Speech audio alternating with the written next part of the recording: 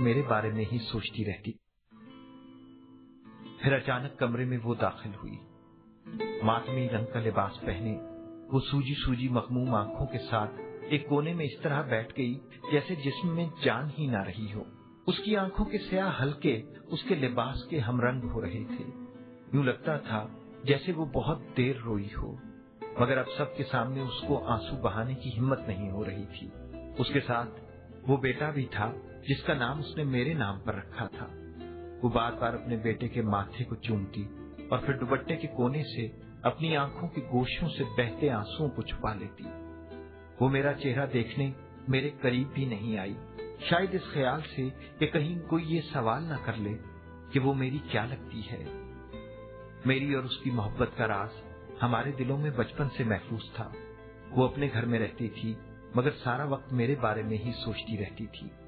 اس کو ہماری محبت پر بڑا اعتماد تھا۔ وہ کہتی تھی مل جانا ہمارا مقدر ہے، ہم ایک دوسرے کے لیے بنے ہیں۔ مگر آج وہ ان تمام لفظوں کی یاد کو دل میں سمائے بھیگی بھیگی آنکھوں سے چوری چوری میرے اس وجود کو دیکھ رہی تھی جو چارپائی پر پڑا تھا اور جس کے ارد گرد ماتم کرنے والوں کا ہجوم تھا۔ میری بیوی کو کچھ عرصے سے اس راز کی سن گن مل گئی تھی۔ کوئی اور وقت ہوتا تو وہ اس کے آنے پر ایسی قیامت مچاتی کہ سارا محلہ سنتا، مگر آج جب وہ سہمی سہمی ایک کونے میں آنسو بہا رہی تھی تو میری بیوی نے اٹھ کر اس شدت سے اس کو گلے لگایا جیسے وہ اپنا اور اس کا غم بٹانا چاہتی تھی، فاصلے کی ہر لکیر کو آنسوؤں سے مٹانا چاہتی تھی۔ میرا واحد دوست تنویر کسی غم زدہ فرشتے کی صورت بنائے ہمیشہ کی طرح سارے انتظامات سنبھالے ہوئے تھا۔ کرسیوں کے انتظام سے لے کر دیگوں کی پکوائی، دور پار کے رشتہ داروں کے قیام کا انتظام اور کل کے وقت کے تعین تک ہر کام اس کی نگرانی میں ہو رہا تھا۔ آج وہ دوستی کا آخری ثبوت دینا چاہتا تھا۔ اس نے دھیرے سے آ کر میرے باپ کے کان میں کہا، جمعے کا وقت ہو گیا ہے، اب جنازہ اٹھانا چاہیے۔ میرا باپ پہلے تو کچھ دیر ہیجانی سے انداز میں اس کی بات سنتا رہا، پھر تنویر کو گلے لگا کر پھوٹ پھوٹ کر رو پڑا۔ تنویر کے چہرے پر بھی آنسو موتیوں کی طرح بکھرنے لگے۔ جنازہ اٹھنے سے پہلے ایک بار پھر چیخو پکار کا ایک طوفان بپا ہو گیا۔ گھر والے، دوست، رشتہ دار آخری بار میرا چہرہ دیکھ کر آہو بقا کرنے لگے۔ میرے بھائی اور باپ نے کلمہ شہادت بلند کرتے ہوئے میری چارپائی اٹھائی۔ جدائی کے اس لمحے میں میری ماں اور بیوی پر غشی کے دورے پڑنے لگے۔ مجھے باہر لایا گیا تو میری سانس میں سانس آئی۔ چھوٹے سے اس کمرے میں اتنے لوگوں کی موجودگی میں تو یوں لگتا تھا کہ دم گھٹنے سے ہی میری موت واقع ہو جائے گی۔ میرے جنازے کے ساتھ لوگوں کی کثیر تعداد نے اب ایک ہجوم کی صورت اختیار کر لی تھی۔ اس ہجوم میں بہت سے ایسے چہرے تھے جن کو میں جانتا بھی نہیں تھا۔ ان میں سے کچھ محلے دار ہوں گے، کچھ قریبی دفاتر کے ملازم، کچھ دور پار کے رشتہ دار اور شاید کچھ اس روز سعید جنازہ پڑھنے کی سعادت حاصل کر کے ثواب کے متلاشی ہوں گے۔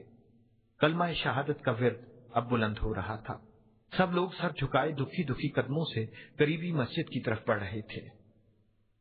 خواب کا سب سے دلچسپ منظر وہ تھا جب مجھے اپنے گھر کی قریبی اس مسجد میں داخل کیا گیا جس میں جانے کی توفیق مجھے عید کے عید ہوتی تھی۔ مسجد کے مولانا نہ صرف مجھے ملحد اور دہریہ سمجھتے تھے بلکہ ان خیالات کا اظہار محلے کے بیشتر افراد سے کر چکے تھے۔ انہی مولانا نے میری چارپائی کو سامنے رکھ کر نماز جنازہ پڑھانے کے بعد میری دین سے محبت اور نیکوکاری کے بارے میں ایک طویل تقریر فرمائی۔ وہ لوگ جو مجھے قریب سے نہیں جانتے تھے اس تقریر کے سبب میری ذات کو کسی ولی کا سا درجہ دے رہے تھے۔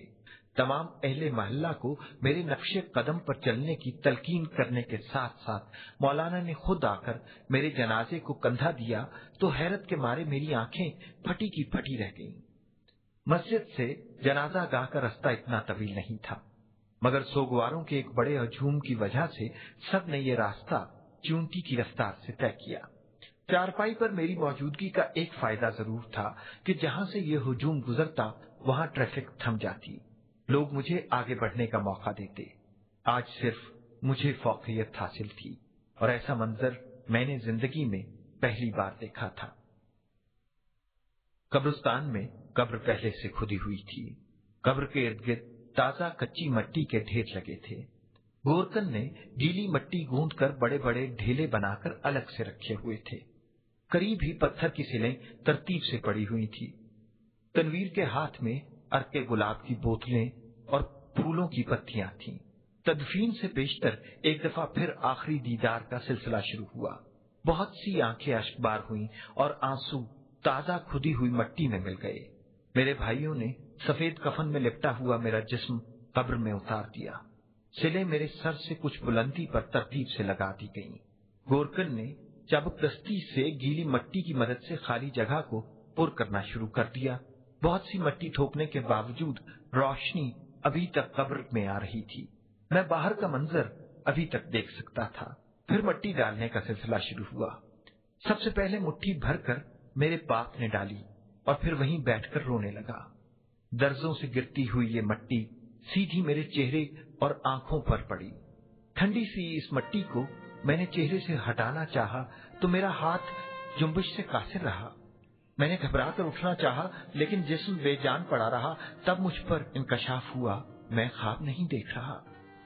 मैं मट्टी भरी आंखों में हैरानी लिए कब्र में लेटा था और बाहर मौलवी साहब मेरी मगफरत के लिए दुआ कर रहे थे।